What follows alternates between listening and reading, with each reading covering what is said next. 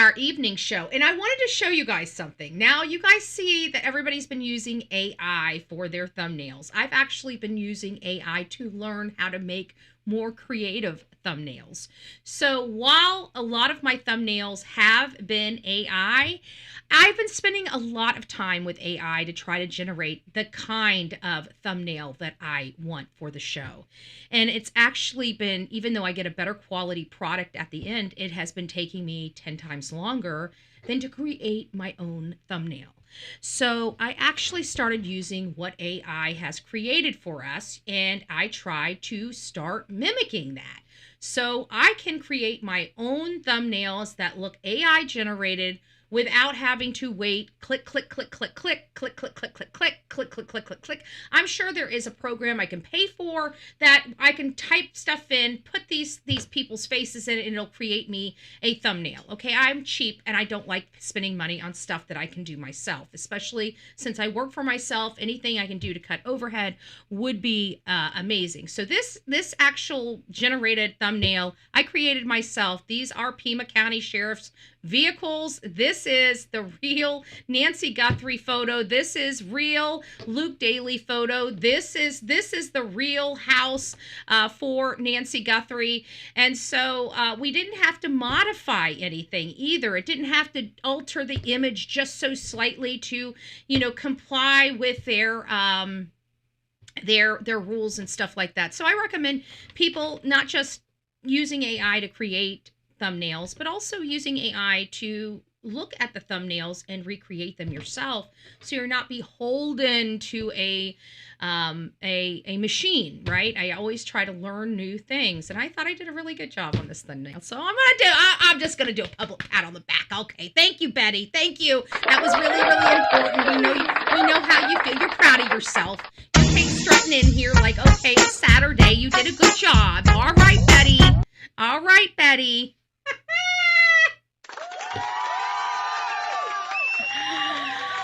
I just wanted to share.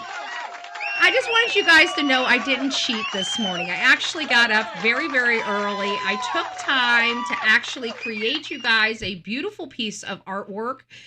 Even the Catalina, wrong side. Even the Catalina here, right? I had a picture of the Catalina. I put the border around. I put the little pin there. I put the record button up there in the corner. This thing's 3 different overlays up here, right there. This right here is 3 different overlays. This over here is taking this, cropping this, blurring the edges, fitting it into a background image. This right here, I put the red and blue lights behind. I don't know. I had fun with it. What can I say? I had fun with it. Okay. Enough about me. This show may have Bullhorn Betty on it, but it's not about Bullhorn Betty. It's nice to see you all coming in here up very early on a Saturday morning. So I'm not the only lame-o jamo on a Friday night, right? I'm not the only person that goes to bed at 7:30 on a Friday night. Man, you know what? My 20-year-old self would probably kick my 46-year-old self's ass. I'm just saying. I would call myself a dork and a nerd at this point. If I was my 20-year-old self looking at my 46-year-old self, I'd be looking at myself like, what the hell happened to you, woman? Why did you become so lame? Why did you become so lame? The answer is I decided to cover true crime, and the world now scares me. That's pretty much the truth for all of us. Lisa B, always, it's nice to see you. Melanie, YouTuber, hello. It's nice to see you ladies up in the chat. Ruthie, it's nice to see you. Denise, good morning. Melanie, Eeyore Blues, it's nice to see you. Crystal Pistol, hey. Hopefully I said Ruthie, right? I did say Ruthie. Okay, hopefully I did. Mike, it's nice to see you. I did hear you. I'll have to go back and check it out. But no, all the voices should have been on there. But if it wasn't, then it was obviously a technical issue. I had to have, because people were responding in the chat. So I have to believe everybody heard you. So we'll have to go back and check. Sweetie Pie. Well, hello, my love. I hope you are doing well. Texas woman, good morning. It's nice to see you. Hello, hello, Casey. It's nice to see you. West Virginia Holler Girl up in the chat. Our beautiful Sonia up in the chat. Don't forget, if you want my beautiful face on something, she can do that for you. If you want your beautiful face on something, she can do that for you. And never forget to ask her for what you can combine with it. Coffee mug, a bag, a hat. She's got it all. She's got it all. And she's making keychains too. Like, this lady's talented. Downey, it's nice to see you. Good morning. Good morning. Kathy, it's nice to see you. Good morning. YouTube, I think I already said hi. Mr. Dunham, it's nice to see you, my love. Good morning. Faye, good morning. I think we got to the end. Hello, hello, hello. I hope everybody's doing well. If you're wondering why Saturday morning we always go fairly early on our shows, because my puppy, I've had my puppy for almost 2 years now. She came to me in June, the end of June, when I did my trip down to Sebastian Rogers. I had to cut that trip short because my puppy was ready. So my best friend picked up my puppy, and I rushed home to see my little brown-eyed little beauty, right? My little brown-eyed beauty. And it was love at first sight, I will be honest with you, but she's always been such a great dog. And she's just, even as a puppy, she's never messed the house. She never really had any accidents. She's never chewed on cords. She never chewed on my shoes. She has truly been a blessing of a puppy. Okay, I can't ask for any better of a puppy than Delilah. Okay, she is my BFF. Okay, my true BFF. My BFF is jealous of my new BFF. Okay, but my BFF still loves me, so we go over there every week, every weekend, because she's got several dogs, and they really run Delilah out, and Delilah has fun. And as you guys know, we're online a lot. Even yesterday, you don't hear a dog sitting there screaming and barking. I mean, yeah, she barks here and there, but you know, she's just a good dog. So this is her day. Her day is Saturday. Her day, we go over and we play with her cousins. And her cousins run her slap ragged, and she comes back completely, utterly exhausted. And I can tell you, she needs it every week, because the weeks that I've had to miss, she is just a ball of energy through that week that's almost I can't handle it. Okay, she's got too much damn energy for me, so she needs her Saturdays. Okay, so I go over and spend the day with my best friend. It's the only day of the week. It's just our little hangout day. It's just our break from the world. Me and my best friend. Our animals, just her break, because she's around her family all the time, being, superwoman, right? So she needs her downtime too. I need my downtime. Delilah needs her run time. So it's just a happy, merry, happy Saturday. So that's why we go so early, because I'd like to get over my best friends earlier than later, because the sooner that dog can start playing, the sooner I can start relaxing, the sooner I can have a day for myself as well. So that's what happens. And the only way we can do that is going super early, because I like being over at my best friends from about 9:30, 10 o'clock every Saturday. And I stay there until about anywhere between 5:30 and 6:30 at night. And that's a good, day that we can catch up and stuff like that. And I actually recommend it for anybody that's alone. If you got something, start inviting people over to your house for cards, or go out, start meeting every morning down the road for the cup of coffee. If you're in a house and you got a coffee house around there, walk. Don't get in your car and drive. Walk. Get some fresh air. Get your body moving. At Laura's house, we're up and downstairs. I get my cardio, and now I'm doing some squat things where you squat, you put your hands behind, and you got to go while you're squatting. Okay, I gotta tell you, it's harder than it looks, but you gotta have that square, where it looks like you're sitting, but you don't have anything to sit on, right? You gotta squat and make sure your legs are square, and then you gotta bend and bend. See, she's already excited. She knows what day it is. Come here. Come. Say hi to everybody. Come on. There you are. Hi. So if you guys want to know, if you've never met my puppy, she's almost 2 years old. Her birthday is April 26th. There she is. She's such a precious little baby angel. And she certainly loves her mommies. And mommy's certainly loves her babies. Okay. And she's going to her little thing. She knows now. So if you guys never met Delilah, that she takes a bite out of crime. I try to get her to bite people's butt. She's not quite there yet. crime fighter in training. Okay, she's a crime fighter in training. Oh crap! I left my coffee in the kitchen. I'm gonna have to go get it. All right, guys. So enough of me, enough of this. We know the situation. We know that I have had some problems with this whole Daley thing. I'm not really liking the um the hand. The hand is problematic for me, and I couldn't figure out why the hand was really problematic for me until Turkey Man called into the show last night. And so we've been covering the case of Nancy Guthrie. Let me just give you guys the Reader's Digest version. Nancy Guthrie is an 84-year-old grandmother. Her daughter's famous, Savannah Guthrie, she's a co-host from the Today Show, well-known family. And this grandmother, 84-year-old grandmother, Savannah's mom, was ripped out of her bed in the middle of the night by a masked gunman. It's terrifying. It's terrifying to try to imagine what this frail lady went through. It's terrifying to think, somebody took her and her family's peace of mind and raped their safety and stability inside that home. They took that away from them. They violated them in the most private ways imaginable.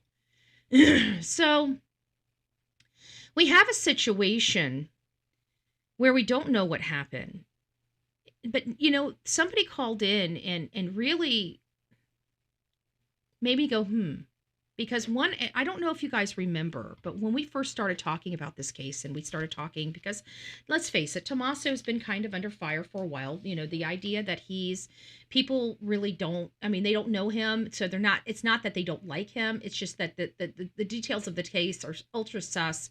And let me get back to the middle while I talk about this, are ultra sus. And, they believe that because he was the last person to see him in many cases, let me repeat that, and in many cases that would be true, where the last person to see him could be the culprit, but not all the time. And we all know that because we've covered enough cases where this is not the first time we've seen a situation where somebody was the last person that was known to have seen them.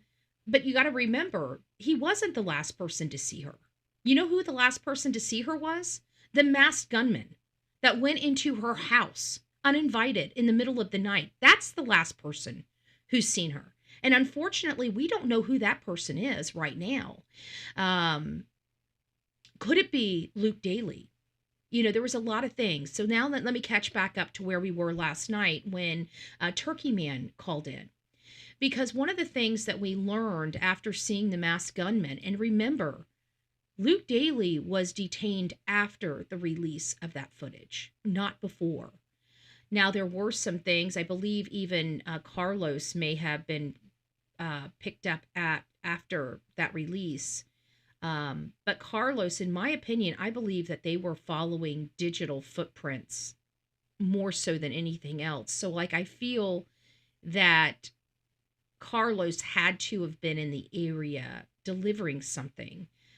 Maybe within an hour or two, maybe 3 hours around the time, because when they do a sweep of hours before and hours after. As part of my understanding, it's not like, oh, this happened at 1:47, so we're only going to look at this area. So that's not where we're going to be with this. Hey, Alcoholic, it's nice to see you. It's nice to see you. Good morning. It's nice to see you.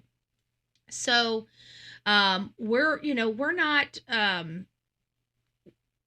it's not going to, in my understanding, I could be completely wrong. I'm not an FBI agent. I've never worked for the FBI. We have to lean on the people that have worked for those outfits, like Jennifer Coffindaffer. And I got to tell you guys, we are blessed to have Jennifer Coffindaffer on this platform. And if you're not supporting Jennifer Coffindaffer, I think you're selling yourself short. Now, is she saying 100% things that are happening? You got to understand, yes, she's an ex-FBI agent, and she's taking her experience and expressing to you how her department would have handled something like this. That doesn't mean that the people that are handling the case are acting exactly the way she's saying. She just believes that based upon her experience in the FBI, this is where they may be, this what may be what they're doing. So I think people confuse that, because I've heard Jennifer Coffindaffer get hit and it's like, oh, we've heard her and everything she says is wrong. No, it's not. It's not wrong. I've been watching her since she's come out. I know her. I've had some conversations, some private conversations with her, not over the phone or anything like that, just through, text type communications and stuff like that. But she's always been beyond reproach. She's a very nice person to begin with, but her experiences do help guide us. And I think we need, as long as we're not taking everything she says as a fact, but looking at it as her experience, and this may be what is going on. And again, may be, we got to remember that, because a lot of the stuff I say here, that's based off experiences, and I'm constantly reminding you guys that I could be totally wrong. And I do that intentionally because I want to remind you that a lot of people have perspectives, have experiences, and still can be totally wrong, okay? Because we're dealing with people that act crazy, and it's hard to be a sane person and try to think crazy, just like it's hard to be a non-violent person and to think violence, or to be a good person of society and try to be thinking like a criminal. It's very hard for us to mindset that, and it's got to be equally hard, even though FBI agents are trained, which they're trained with some of the best technology and best educators of experiences, right? It's all about experiences and teaching other experiences, what they did to solve cases, what they did to find this person, what they did to find that person. So I really want to make sure that we know we're very fortunate to have Jennifer Coffindaffer on this platform. We're very fortunate to have somebody like the deception detective on this platform. We're very, good gracious, why do I always remember? I always forget his name right when I'm about to talk. The Peter Hyatt, the late Peter Hyatt. We were very blessed to have Peter Hyatt, and we have some, like the behavior panel. I'm kind of, after watching the behavior panel and body language, I've studied it and stuff like that. But with Katie and Chris Proudfoot, I realized how manipulative it can be, and I didn't like it. And so I've kind of leaned more heavily on linguistics with like Mike DeMann and the deception detective. Those are just people, and I'm just telling you guys this off the cuff because if you're looking for other content or other content creators to look at or to listen to, I would recommend those. And then my by far hands down faves, I'm in love with Nancy Grace and Vinnie Politan. Okay, Vinnie Politan and Nancy Grace will always have a special place in my heart, and I've been mad at both of them through the course of true crime. I have been mad at Nancy Grace in the Sebastian Rogers case, and then I was mad at Vinnie Politan in the Ashley Buzzard case, and I was totally wrong. I had no right to be mad at him. I just refused to listen to the answers. It was all my fault in why I was mad at like Nancy Grace was just wrong, okay? And I still love her, but she still was wrong. But Vinnie Politan didn't do anything wrong. It was just Betty being Betty, okay? That's what they say anyway. So I'm just gonna roll with it. It was Betty it was Betty being Betty. So I just want to, Vinnie Politan, if you're listening, I still love you, my friend. I'm so sorry. It was my fault. I take full responsibility. Even though you didn't know we were arguing, Vinnie Politan don't give a crap about some Bullhorn Betty or whether she's mad at him. But you know what? I'm going to unsubscribe just to prove my point, damn it. I'm just going to do it. I'm going to unsubscribe just to prove my point.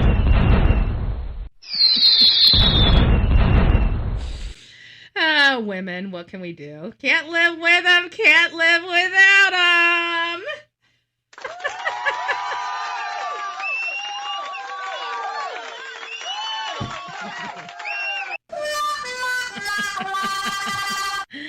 All right, guys, I'll keep it easy on you. I won't be beating you guys up too much.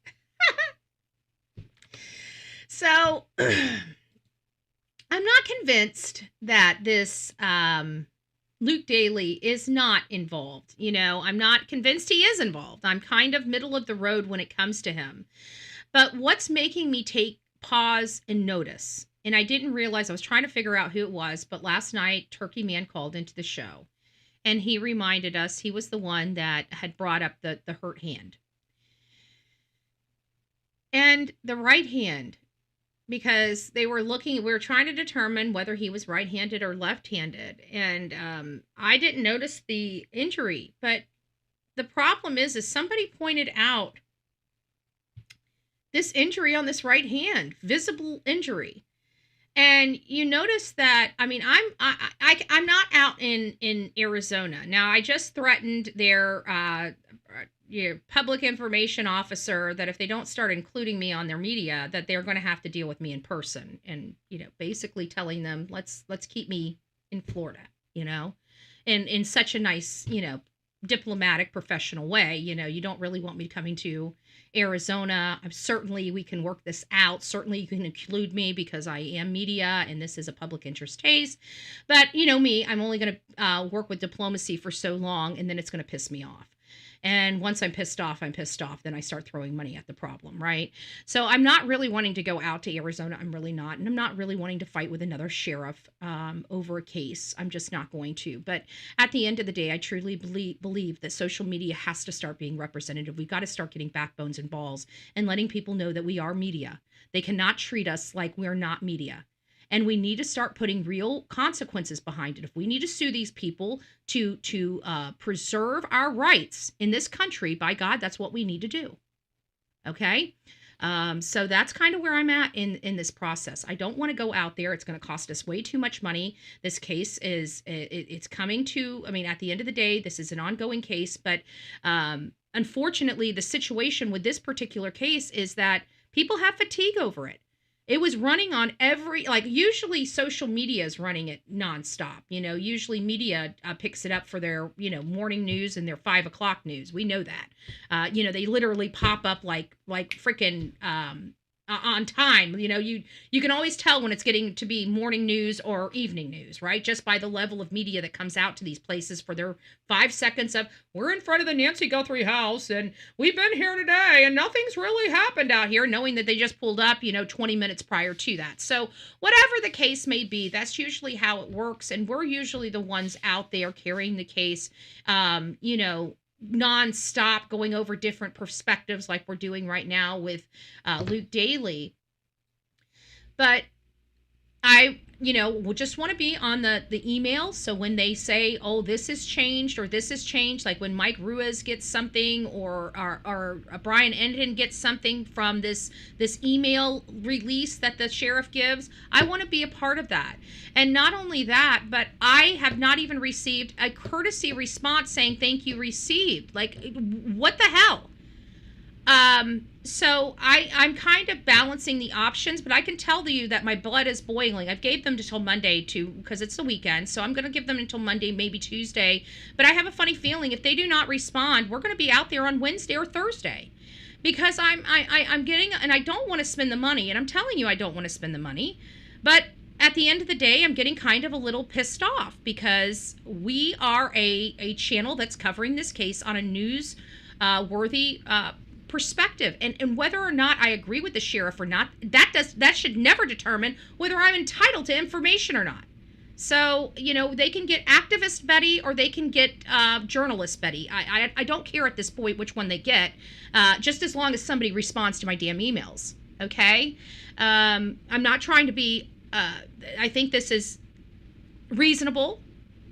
I sent the emails. I sent 2 separate emails weeks ago. Not one response. Not one email from their office. So if you don't want to deal with me online, you're going to deal with me in person. Now, I just want a show of hands. We got 234 people here. Wouldn't you think that a law enforcement body would prefer dealing with Bullhorn Betty by email? If you think that law enforcement would prefer dealing with Bullhorn Betty by email versus in person, put a 1 in the chat. If you think I'm such a pleasant person and just officers love me involved in every case, put a 2 in the chat. Okay? Let's gauge the audience. Let's gauge the audience on the stupidity of this law enforcement body. Good morning, Miss Rue. It's nice to see you. Army vet, da boss, alcoholic. It's nice to see you. Gypsy, yeah. See, I think even the people in the chat are email's much easier. That's what I'm saying. Email's much easier. I don't want to be bringing out signs that say we want justice and having to make sure I go. I don't want to do this to Pima County, folks. I don't want to do this to Pima County. I'd like to work well with the sheriff. Okay? All I'm asking is a freaking, common courtesy. But if you ain't even got common courtesy and you're putting little old ladies in risk, well, by God, maybe these are the types of signs you need to have in your face. Might be the signs you need to have in your face. So we're going to play this by ear. Hopefully I get a response from their office. If I will call Monday as well. I will call Monday as well and speak to the, again, maybe she's so overwhelmed with emails she's just not getting them. Let's be reasonable, right? So I'll give them a call. But that's going to be my final attempt. And then I'm going to go in there and I'm going to let them know when I get there. Like, I had to come from Florida just to get your fucking attention. Like, what the hell is wrong with you? I'll be outside of your freaking building, assholes. Like, you don't want that from me, do you? Come on, Pima County, do better. Just respond to the freaking email. All right, so we're back here with Luke Daley, and again, Turkey Man, he noticed that the hand was hurt. Okay, we have a very swollen hand here 30 days later. I don't know what this man did to his hand. And it makes you wonder, did he have a previous injury? And maybe that tattoo we all thought may have been a bruising instead of a tattoo. But one thing I noticed is that all of the, and that's where I went on my tangent with the sheriff, all of the media out there, from everything I was hearing, it's been extremely hot. It's my understanding that there have been many content creators, maybe not mainstream media journalists out there, but there has been content creators out there that their phones are overheating. Right? So what is that telling you? That's telling you it's awfully warm. And then when you look at Luke Daley in this interview, he's wearing jeans. He's wearing long sleeve shirts that cuff at the hands. He's wearing this extra thick vest on top of it. And I'm sitting here thinking, I doubt you hear from, I don't know, I can tell you that some people will respond to me if I tell them I'm coming into town. They'll rather respond to me than come into town. I don't want to go into town. It's too much damn money. But if I've got to spend the damn money, I'm going to spend the damn money, and I'm going to make it worth my while. Okay? And when I make it worth my while, nobody's happy. Let's be honest. We're self-aware of what headaches we bring, okay? And we try to warn people of, let's not be your headache, right? Let's play in the sandbox nicely. But just make no mistake who I am. I mean, my stripes do not change. They have never changed. I am who I am. I don't deny who I am. I am a force to be reckoned with when somebody pisses me off, and I do it all lawfully and legally. I make people climb walls lawfully and legally because I use the law against them. That's what I do.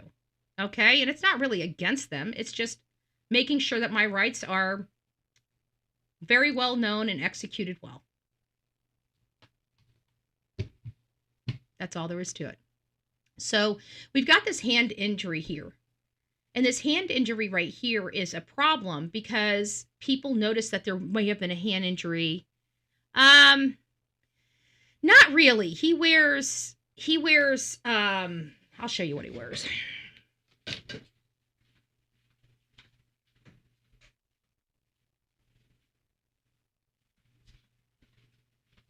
He wears these things. They're not necessarily, they're not, they're these. I can't remember how to, there it is. They're these.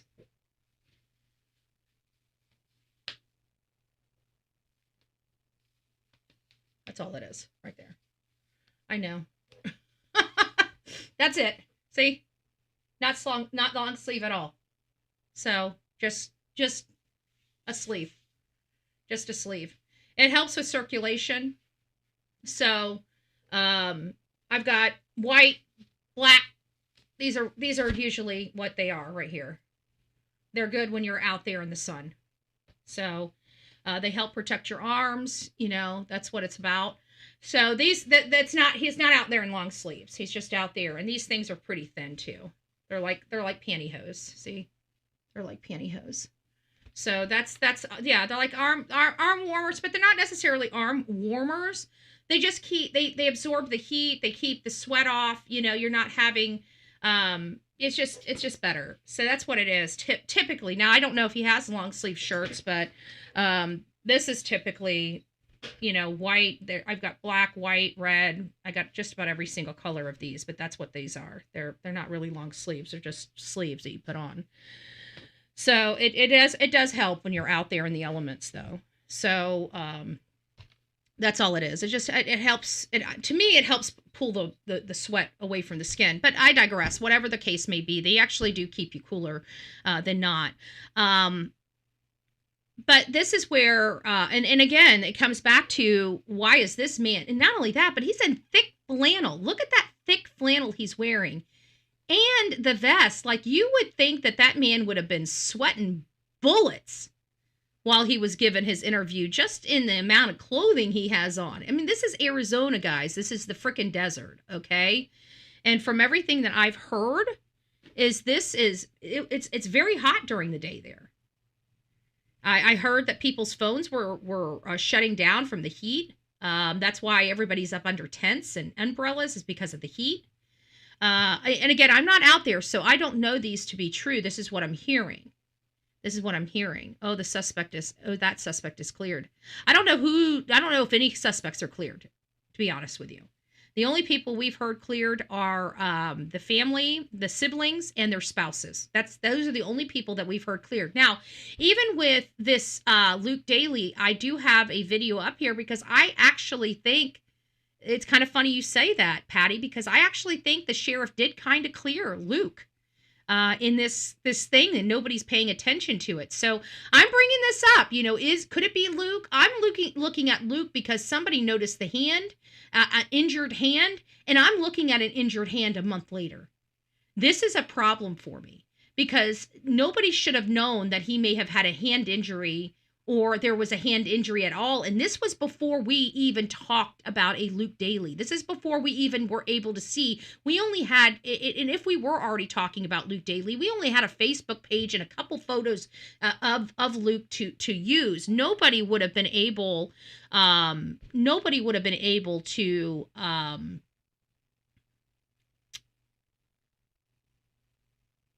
know that there was a hand injury on the subject.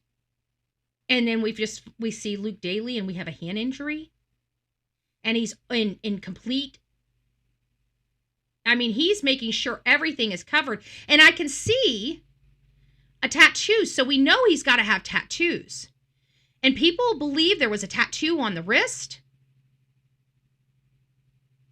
and we can't see that. And I also want to point out one other thing.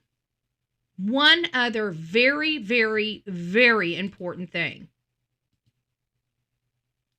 Here he is getting in a clean face. We saw the person. This is a baby clean face here. Look at that baby clean face. That was not the man. We saw remnants of the person that was being detained, and he had a full face of hair. We even pointed it out. I got to find those photos. And we had more photos of Luke. And guess what? Over here on his finger, on his ring finger, he has a ring. Could he have moved the ring from this hand here to this hand here? Yeah.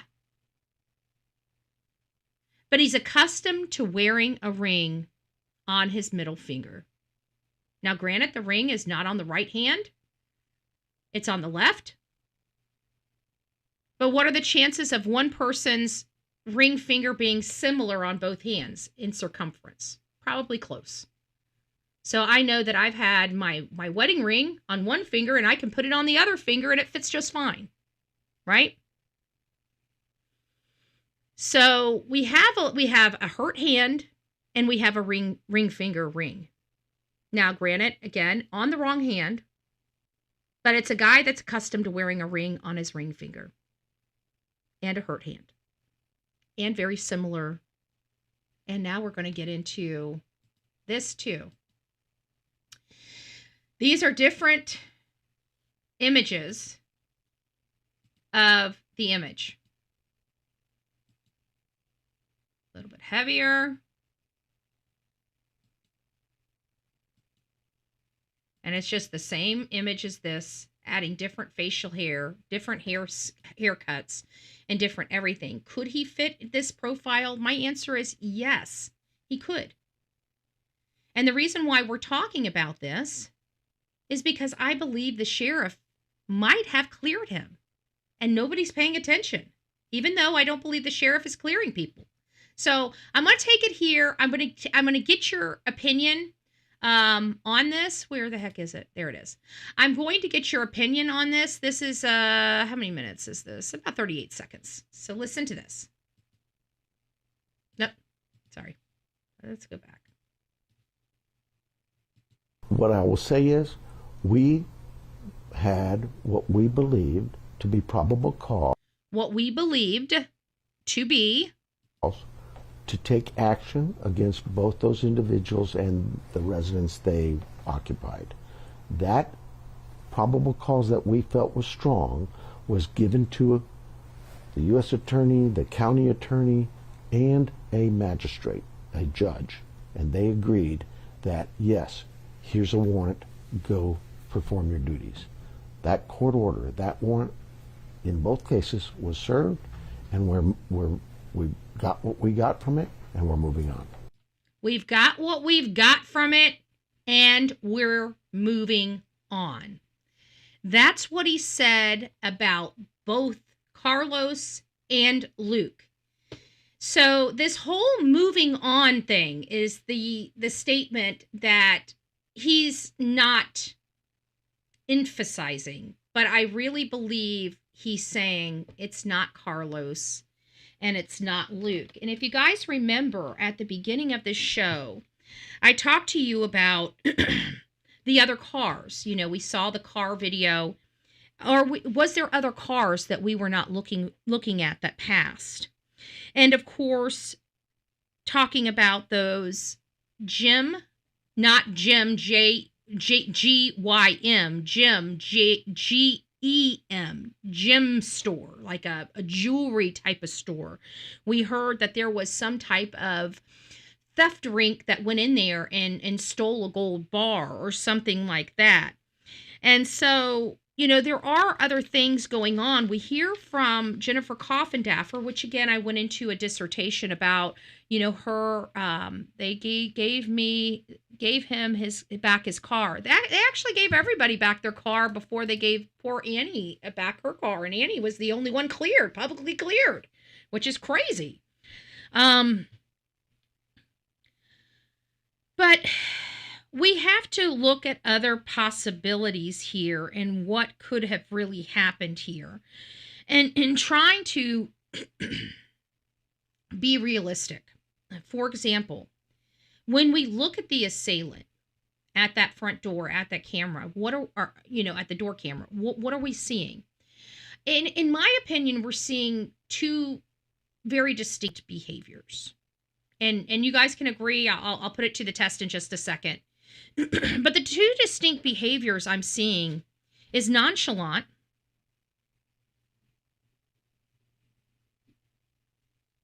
That's like the number one thing that I'm seeing is the nonchalantness of the actions. He's moving about. He's not too concerned about whether somebody is getting dinged on their phone. You know, and that might go to, we're hearing that there might have been an internet blackout, that somebody might have triggered this internet blackout. And could that be the reason why he was so comfortable moving about? Because he blocked the internet. And if you block the internet, how in the world was Google able to retrieve those images? So I've got a lot of questions when it comes to here. But nonchalant is number one that I noticed about him. But I think more importantly, he didn't look like professional. He didn't look like this James Bond type of thing. You know, he didn't dress professionally. He had a firearm in the wrong type of holster. Again, not professional. Any professional would probably have spent the money for the proper holster. We have just his movements appear to be a lot younger than Tommaso or anybody that Tommaso and Annie would be hanging out with. Even though we heard that sorry, I'm writing something down. Even though that we heard about Annie, heard about Tommaso, and then we ultimately saw this video of this masked gunman. The masked gunman definitely appeared to be younger, but not shockingly that he felt comfortable in that area. And then we find out there's a possibility he visited that home weeks earlier. Why weeks earlier? Why would he be there the 11th and carry this out 20 days later, almost 3 weeks later? I want to put that to perspective. Almost 3 weeks later. You would think that somebody that's scoping out an area is planning on hitting it within days, not weeks. So that is my biggest concern here, because while this does kind of feel like a robbery gone wrong, there are so many things that don't go with the robbery perspective. There are so many things here that feel ultra personal, like the person was from this house somehow.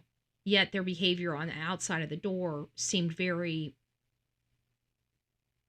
unusual, to the sense of they didn't appear like they've been there before, even though we know they had. There's just a lot of questions with this person, and the fact that they removed Nancy from the house. And there's no verifiable ransom so far, but that doesn't mean the ransom didn't exist, in my opinion. So we've got a lot of things to delve into, but more importantly, you know, we're looking at a very specific car 2.5 miles away. What if there was another vehicle that we're not looking at that we should? That would be the other perspective. So let me see what else I've got here.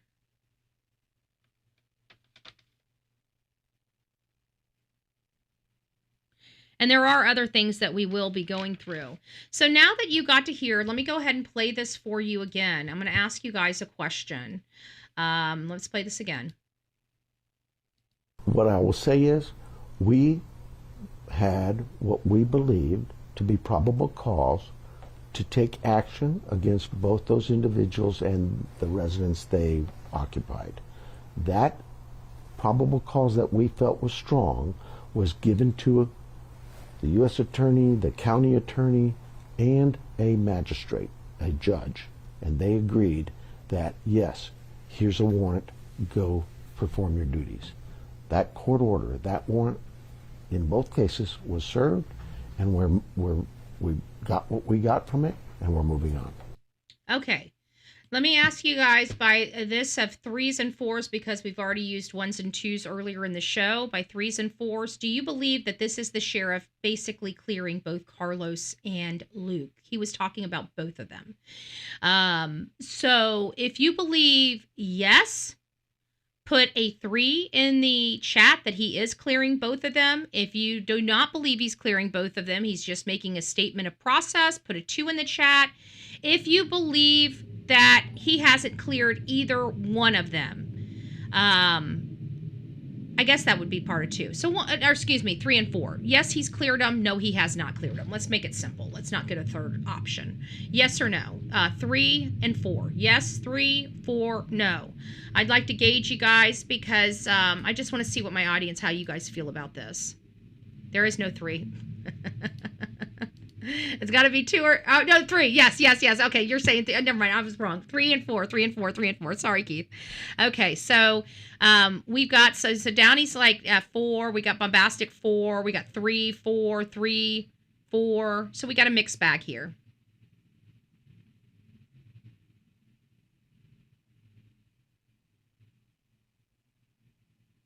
So we got about a 50-50 split. so far. Maybe give or take around that. So there's people on here that still believe that okay. So now we're going to go to 5s and 6s. I'll wait until everybody answers their question. So we got 3s. You can only vote once, Keith. We're happy with your passion and your determination. Just covering his butt. Oh yeah, that might just be covering his butt. Good perspective.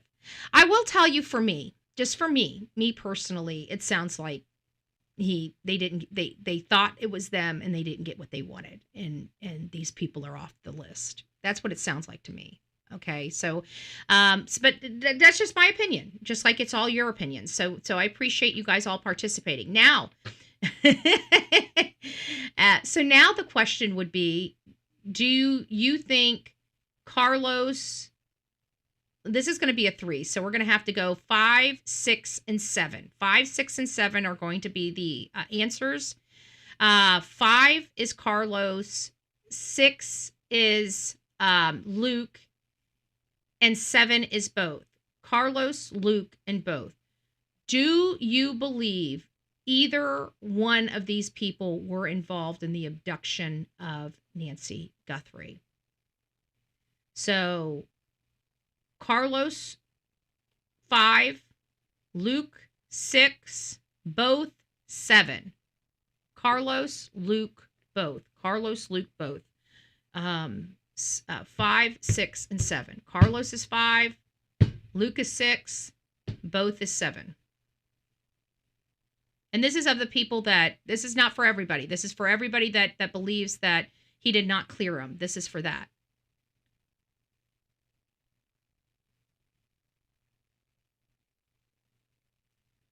So you guys are just, so you guys are just bent on, so you guys believe Luke is a strong contender. YouTubers, that's interesting. Believes both of them are involved. Okay.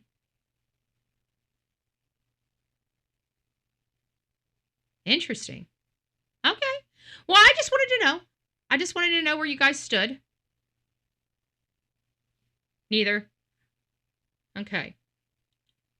Because I had an opportunity. I kind of know where Keith is coming from, and we're actually going to be going over some of that at this coming week. We're going to be going over those perspectives this coming week because it's interesting and it should be presented. So, all right, guys. Well, that's what I wanted to know. So let's get back to this. And I want you guys to see, we're going to listen to this interview. We didn't get to hear it yesterday, but because he did give the interview. Now, I will tell you the Zach angle. I don't believe Zach is affiliated with this at all. That's just my personal, I'm not even going to go down the avenue of Zach. And it's because of very simple things. He worked for the business that sold vehicles. Okay, there was a vehicle. Vehicles are bought and sold all the time. We know that advertisements are put on those vehicles. I'm not going to bring a third party in that wasn't even in the state and go through their life publicly. It's not fair to them. They have nothing to do with this. You can't. I mean, we all buy vehicles. If we were to get and have an issue, nobody at the sales center is responsible. You see what I'm saying? So I'm not going to do that. I think it's inappropriate at this juncture. I know people have probably already dived into Zach's life, and you could probably find it on other channels. We're not going to do that here. Until something brings him into this fold other than a sign on a sold car, we're not going to be discussing him. So I just thought I'd throw that out there. Oh, thank you, Texas woman. They didn't impound Luke's blue car. They did not. They did not, and I kind of know why, because his car was wrecked before this incident. But again, we have some issues here because there were other vehicles seen. And if we know that, we need to find out and determine when that car was wrecked. I know somebody had the information. I remember reading it and I forgot to log it. And that's detrimental because we should have logged when that wreck was known, but it's unaffiliated with the Nancy Guthrie case. So somebody out there in Arkansas, in Arizona, can go pull public records of that automobile crash. We'll be able to determine exactly what day it happened, what time of the day it happened. Was it a night drive? Was it a day drive? What were the conditions? What days did this accident, like that accident report it's public record, and it might shed some light, not just on the vehicle, but when this all happened, what time of day it happened, what were the circumstances that this crash happened in. But I think that the reason why it wasn't impounded is because it was determined that it was wrecked prior to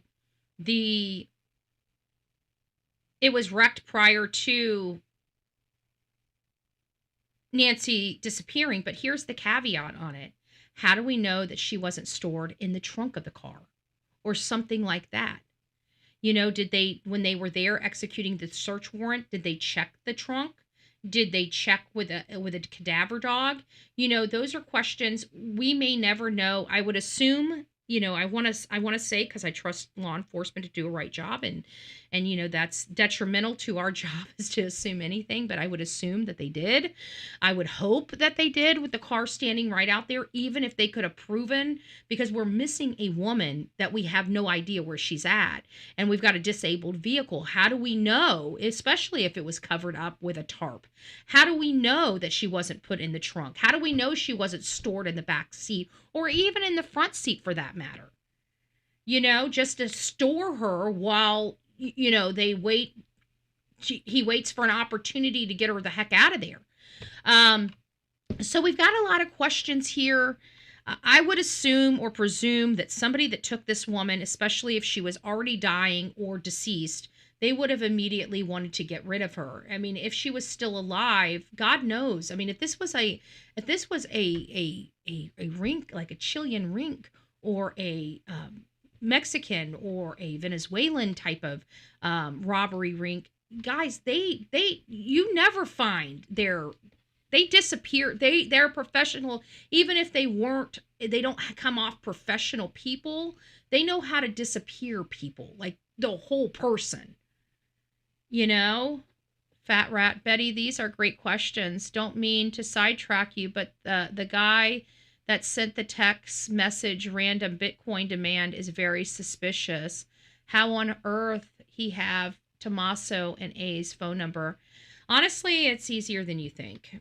It's easier than you think. If I had your name in your state, I could probably just by process of elimination find you.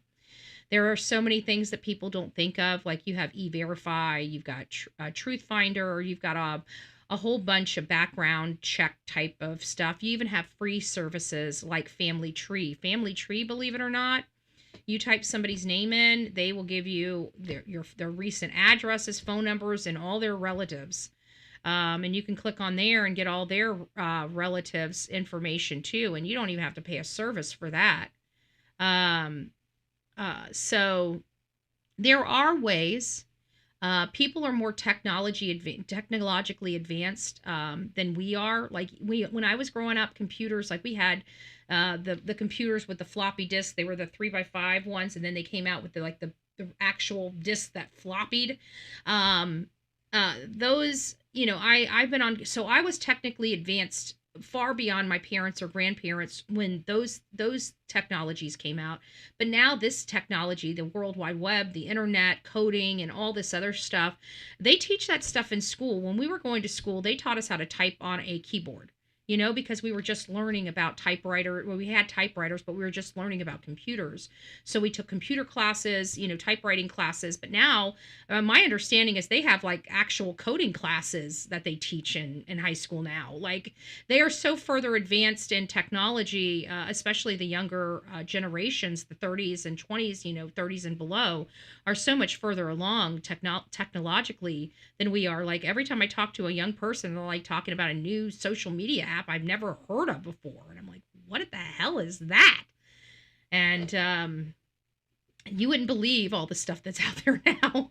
So I'm not putting it past how the world, somebody that's resourceful knows how to do it. These are very few and far between people. Not everybody was sending these ransom notes, only a few people. And it was probably a few people that had, just my opinion. Again, that's just my opinion. It could be that they just knew these people, but this is a kicker. And this is one thing that I would like to bring up that I kind of cut myself off earlier in the show for. And it comes down to when we started talking about this case and how I was not really all in with Tommaso. I wasn't all in that Tommaso was responsible here in this particular matter. And one of the things that, where am I going with this? I just lost my concentration, and I apologize because I'm dancing around instead of speaking, because sometimes you just have to dance.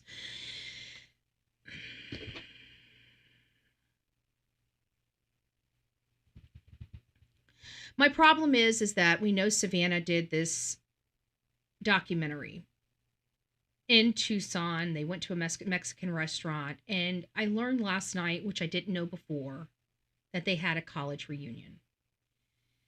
And one of our perspectives, one of our theories that we had developed on this show early on in this case was, what if this was a past grudge, a past resentment, that when she came into town, ripped that bandage off that wound, and somebody, maybe even a past lover from high school, looks at her and says, oh, that could have been my life. I can't believe she did this to me. This was supposed, kind of like that Michael McKee in the Spencer case, the Monique and Spencer, what was her last name? Monique and Spencer Tepe. Her ex-husband from like 8 years ago ended up breaking in their house and murdering them. And so hearing that she went to a college reunion, well, we were looking for some resentment. I can tell you, if you were best BFFs and you made plans with your best friend or your significant other in college, and you bailed and then you went off to do great things and become this famous person, and then you come back to your college reunion and flaunt it, could it be somebody because somebody came out there and hurt those flowers that were out in front of Nancy's house? That sounds like a very resentful person. We've always talked about somebody feeling very personal to this case and very personal to this house. Could this have been that person? Could this have been a person, or even somebody that hired a person from the past? Hey, Turquoise, it's nice to see you. Savannah just visited her college. It wasn't a reunion. Okay, thank you. We were hearing it might have been a reunion. Got it. Thank you for the clarification. But could that have triggered some angst or anger in someone? Could she have turned her back on somebody? Could she have, in this being what about this? If this person is truly Hispanic, say maybe not even Luke Daley, which, I'm kind of back and forth on the Luke Daley. I kind of feel like the sheriff's given him a pass and basically said that, yeah, we had probable cause to get these things. We looked at it and we're moving on. That sounds like he's moving on. He's not spending any more time on Luke or Carlos. That's what it sounded like to me. That tells me that they're cleared. In all fairness, that's what it says to me. And I know that everybody interprets stuff different because it is subjective. In all fairness, it is subjective. Trying to. That was, yeah, I know that they messed up the flowers. Absolutely. I'm sorry. It's just, this whole story is sad. I mean, this is the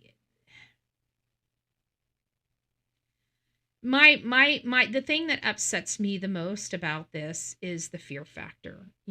How fearful this grandmother was. Like, what the hell did she do to deserve that being her last memory on this earth is to be scared? And everybody's like, well, you don't know she's last memory. Okay, well, I'm glad you're very, very hopeful, and bless you for that, right? Bless you for that. Bless you for being hopeful. I'm not that hopeful. I believe she's gone. I believe she's been gone. And somebody did that to her. And she's lived an amazing life. Her husband died. She took care of her kids, gave her kids wonderful life. That had been a lot of struggle for her to do, for her to carry on and still give them these amazing lives to live. That had been very difficult for her. It had been very hard, but she did it probably with grace. And for this to be her final days on this earth, it moves me in a way that usually children cases move me. You know, it upsets me in a very deep spot in my being, hearing the details of this case, because we know that she lived in this house for years. I remember, you know, the sanctity of your home, the privacy of your home, the security of your home. Those are things that we all so take for granted.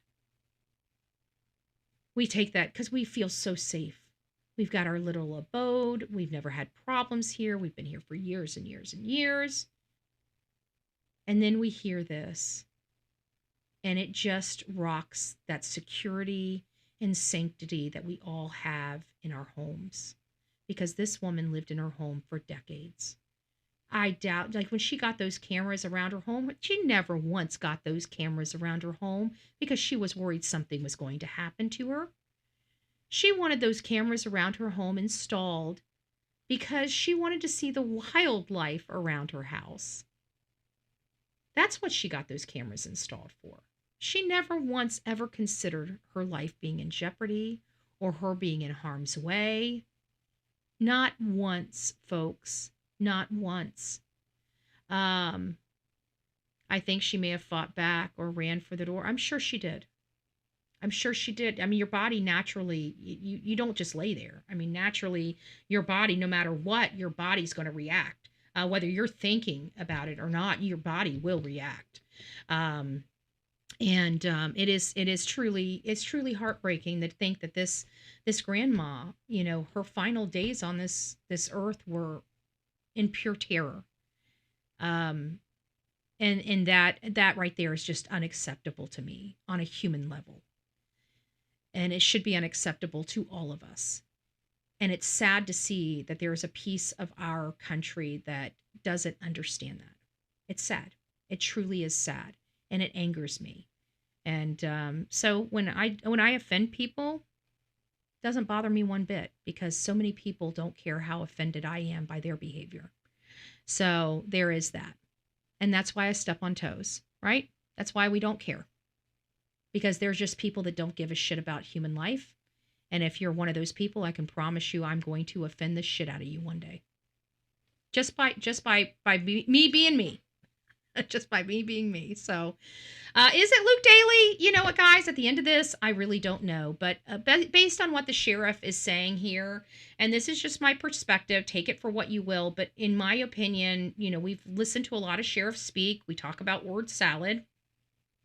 He came under heavy scrutiny for these two public detainments. So much so that it looks like both of them got attorneys to sue him. So he's dancing, you know, the sheriff is dancing, very lightly on this path forward, but it doesn't look like a path forward. It looks like it's been diminished. They had probable cause. They went through the proper the proper procedures to get those warrants. They executed the warrants. They got what they needed from those warrants, and they moved on. It sounds like whatever they got from those warrants didn't pan out, and they had no choice but to move on. That's what it sounds like to me, because we never heard the results of those DNAs or the forensics that they got from there. So I'd have to assume that if the forensics, and again, we got to be careful with the assumptions, but, you know, we know that they do rapid DNA. They've already talked about the rapid DNA, that we know they have the capabilities right there for the rapid DNA. So I'm confident that they would have had rapid DNA done on their vehicles to determine whether Nancy was inside those vehicles or not. And if they're not inside those vehicles and not inside the house, and there's no evidence connecting these people to that house, well, you got yourself a problem. These people can't be, at least based on what we have now, cannot possibly be associated with this case. I'm not even sure that Luke is a Hispanic male. I'm hearing the DNA it has a Hispanic male makeup. That's what I'm hearing. And I know that people are like, well, we're hearing about this and we're hearing that they can't split it apart. It's going to be a year to determine. There's multiple, in my opinion, there's multiple DNA sources. Okay, it's not just one, and I think that's where everybody's getting confusing. Even the glove 2.5 miles away. Well, you got to remember that was one glove that they picked up, but there was also that family that was out searching that ended up calling 911 and having those gloves collected, and those were within a mile of the house. And it appeared that there were some blood on rocks near and around those gloves, and there was 2 sets of those gloves, not just one, right there. Now, at first they didn't want to pick up the gloves. Then they called 911. 911 came out there, picked up the gloves. We heard from those neighbors. They didn't want to go on the record with their name, but they did want to tell us about the incident. So could those be, which ones of the gloves are they referring to that has the DNA from the worker at the restaurant? There's multiple black gloves that were submitted. That's what I'm saying. So I think they are playing word salad to keep us confused, to make us think that a pair of gloves or a glove has been cleared. They identified the person. The person had nothing to do with Nancy Guthrie, and that's done. But remember, there was more than just those black gloves. Now, there were a lot of workers' gloves that we know were not in that video, that they said they collected, those 16 gloves.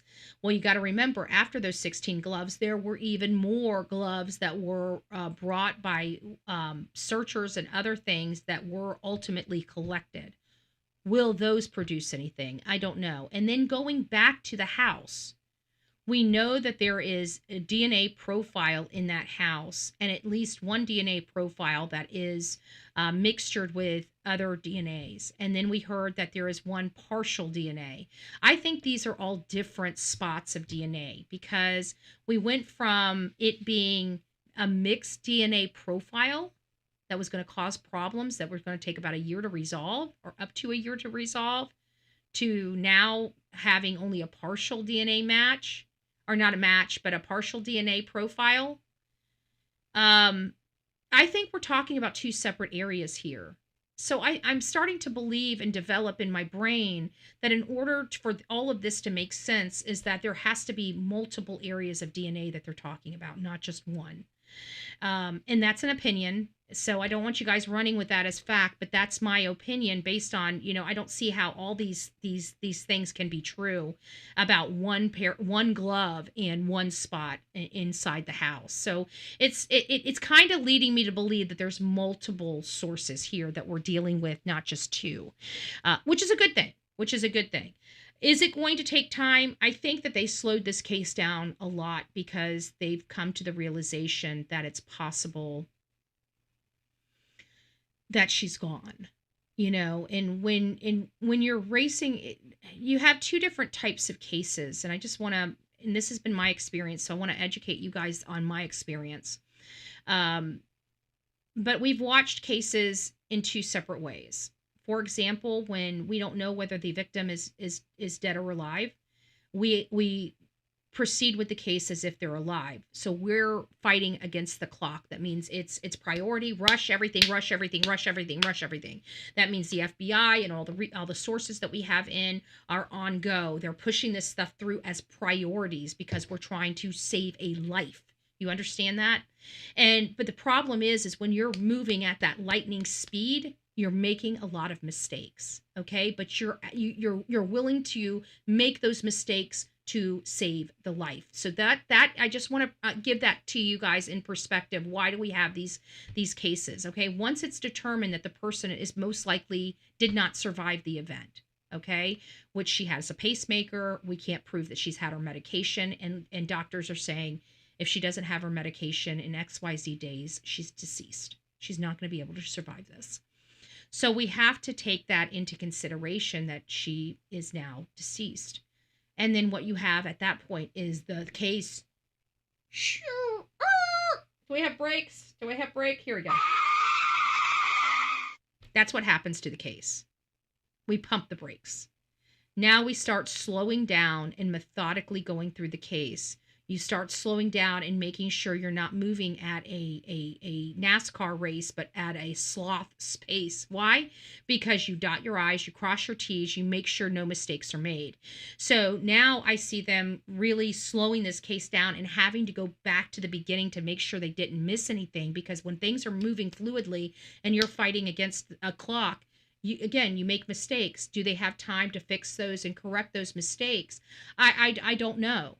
I really, really don't know. So let's go back, and I know we're on the Luke Daley. Unless more information comes forward about Luke Daley, I'm going to put him, to a side unless we have another talking point about him. If you guys feel that there are other talking points, send those talking points to me and we'll bring him back up and we'll discuss this a little further, in the grand scheme of all of this. But for right now, we've got to put him to the side, much like the family. And Carlos, for that matter, too. Do they look good? Yeah, they could look good. But I think at this point, it does sound like, at least for me, and I know that we just saw the people in the chat. They're like, wow, we believe it's still him. We believe it's still him. And we will continue to talk about him. I'm not taking him off I'm not saying he's cleared. It seems like unless there's more information, we're beating a dead horse like we are with Tommaso. We need something to keep us going down that avenue. So I'm willing to move this to the side so we can start focusing on other people. I'm very interested in the college aspect. This is something that would be more personal. This would be some people that probably came to her home while she was going to college. She probably saw some people that she hadn't seen before. I'm just very, very concerned. And then you've got the restaurant she went to.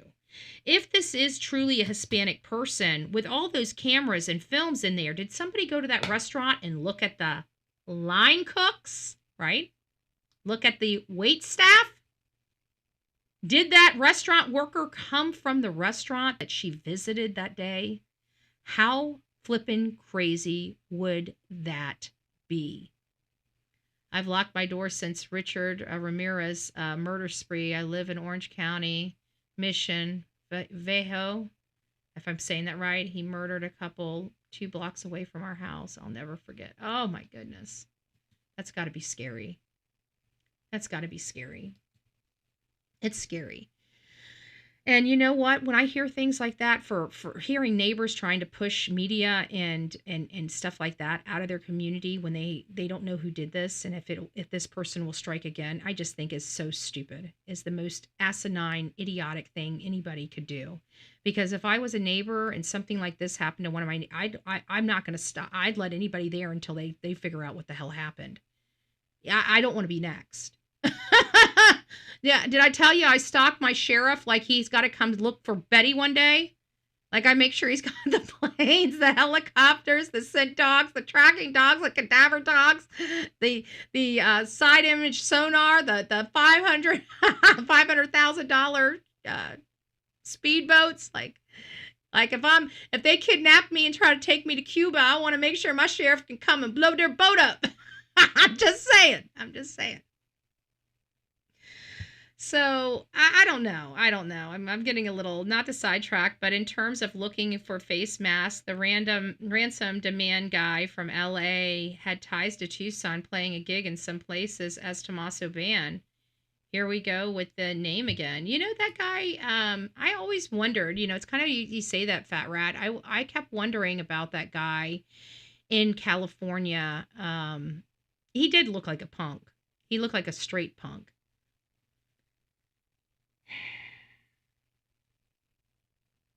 And it makes you wonder, somebody was just asking about the phone number. Maybe he did get Tommaso's phone number from being out and about at a band and just happened to see he was associated with this and like, hey, let me text this guy. I mean, I don't know.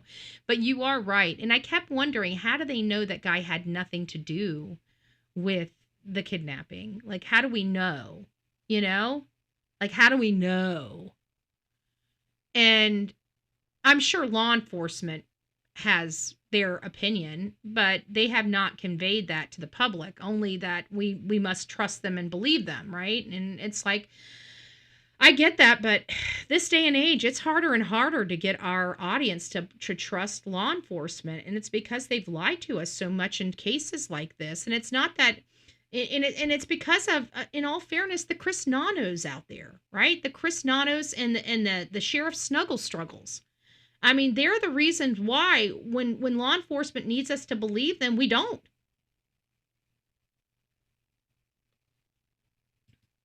If they have a picture of a fugitive that he's not from the USA, can they use the face recognition to find out his name and where he's from, like Dubai and in China?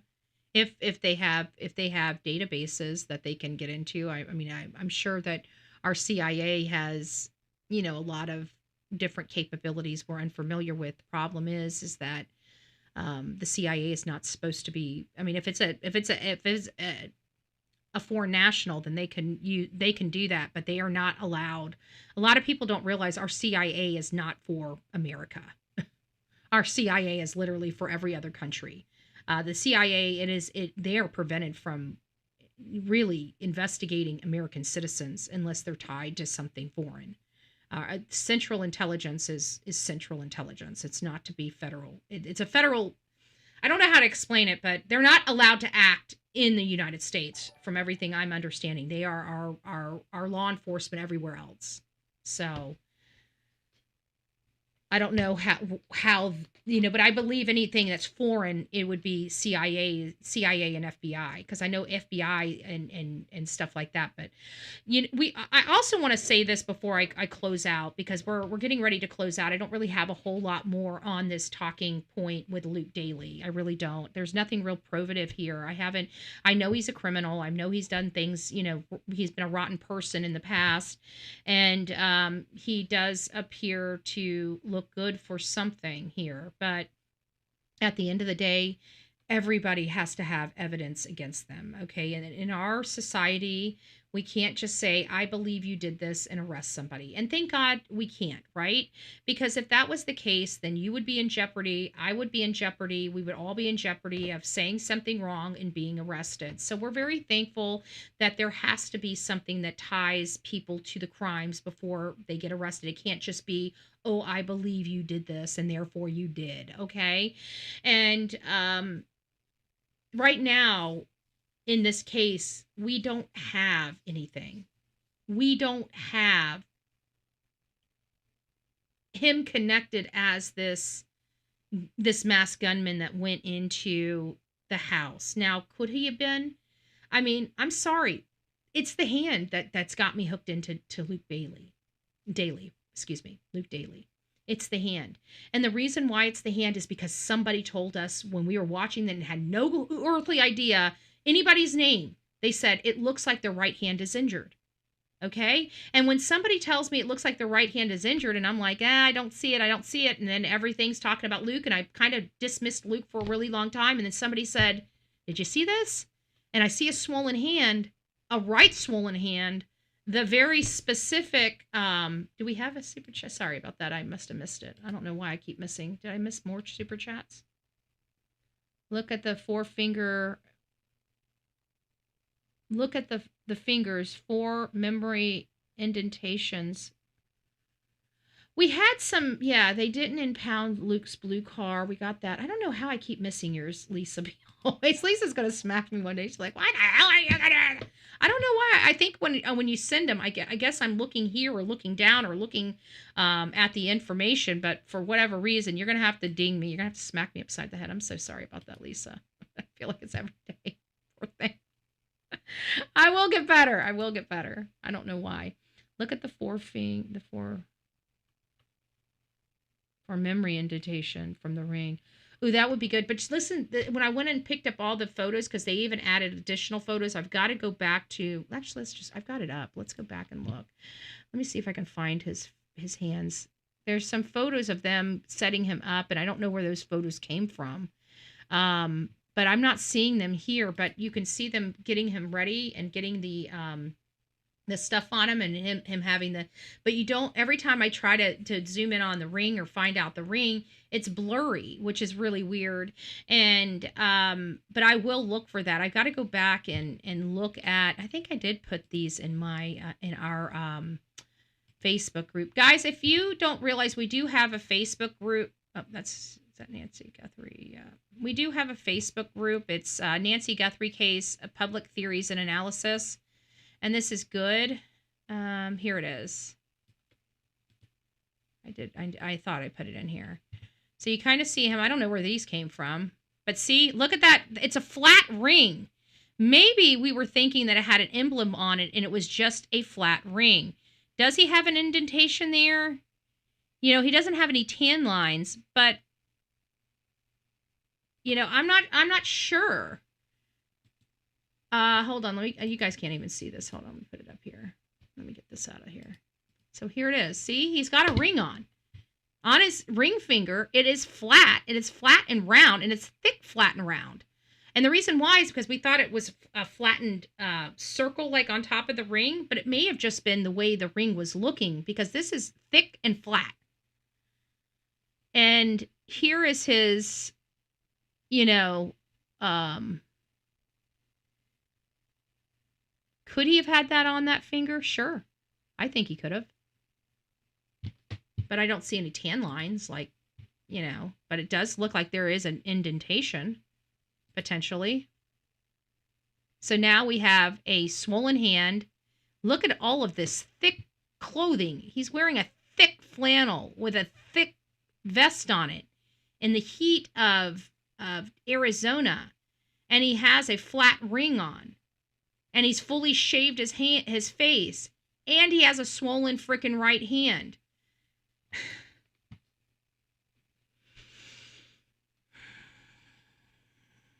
Like, there's a lot of bells on this guy. I will be honest with you.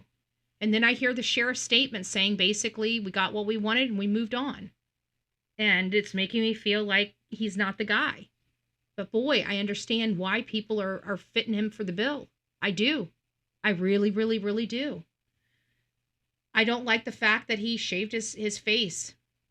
He should have showed us what he looked like when he was detained. Because I think that would have given us perspective. And if we seen his face the way it was when he was detained, well, we could have determined for ourselves it wasn't him. But because he went out of his way to change his appearance, that to me is not good. Tommaso didn't do that. Tommaso didn't change his appearance when he was accused. He didn't shave his face. He didn't get rid of his beard or his goatee or his mustache. He kept it.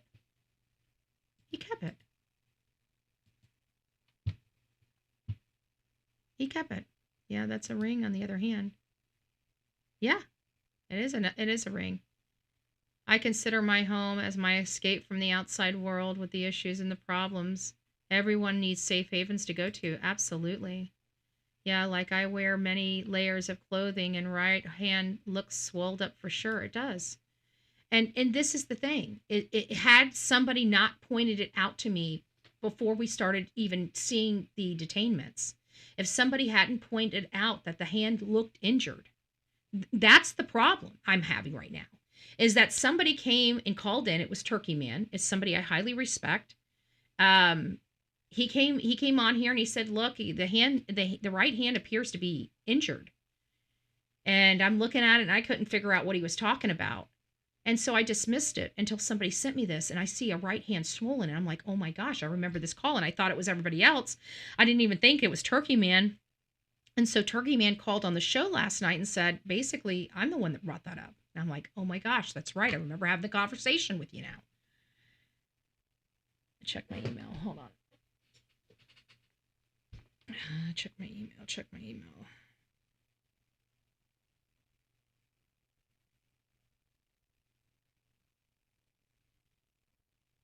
Oh, yeah, I did see the lady trespassing. Yeah, I saw that. Let me see who else we got here. Donna.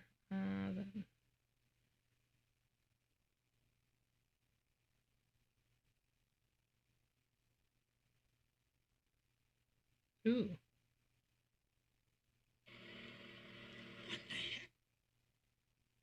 And I want to tell you guys that there was an 18-year-old. I'll have to. I Sleuth Intuition. That's an interesting.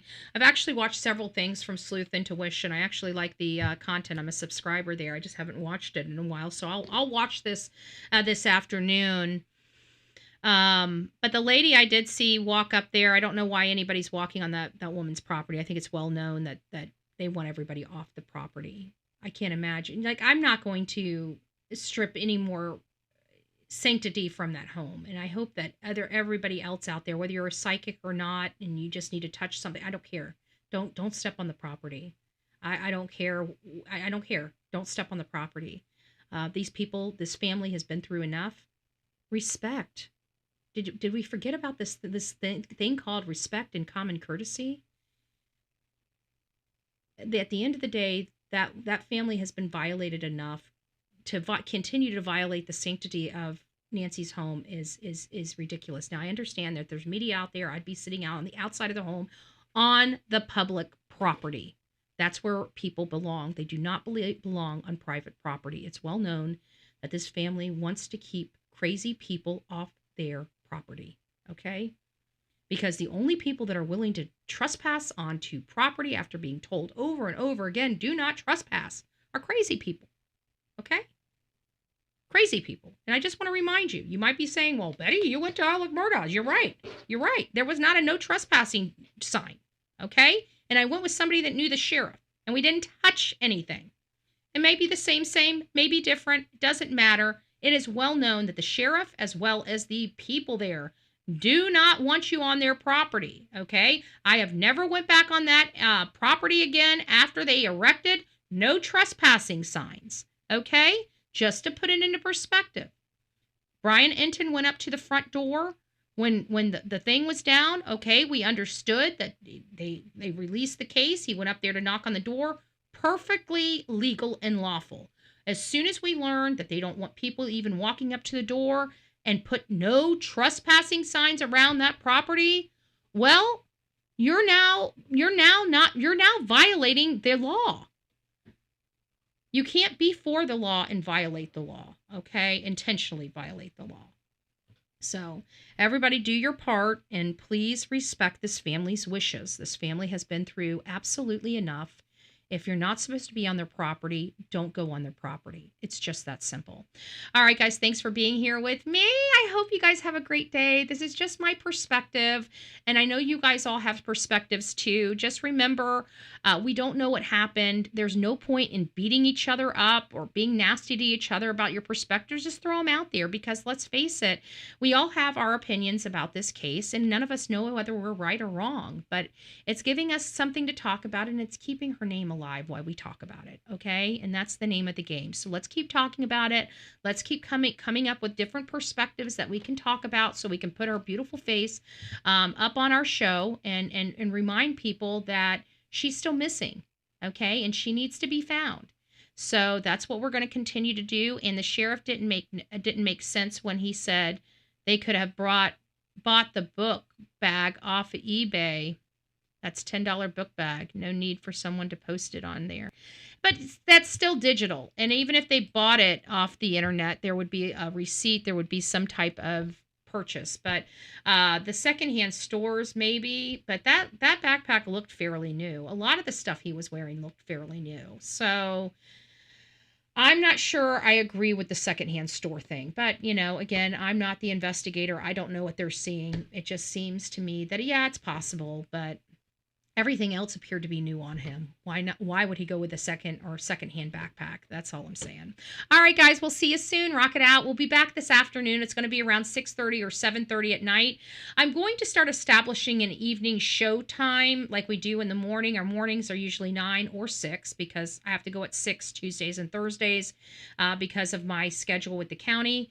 But we have very specific times for the morning, but kind of willy-nilly for the evening, and it's causing us problem for growth in the evening show time. So I think we're going to start doing a very specific show at a very specific time daily, and start building up that that area our show time, because it's a lot of work to do these things, and we want to make sure that we're giving you guys information that you're interested in. So, all right, guys. Well, we'll see you later this evening. Have a great day. Have a great Saturday. Get out. Please don't forget, do an act of kindness for a perfect stranger.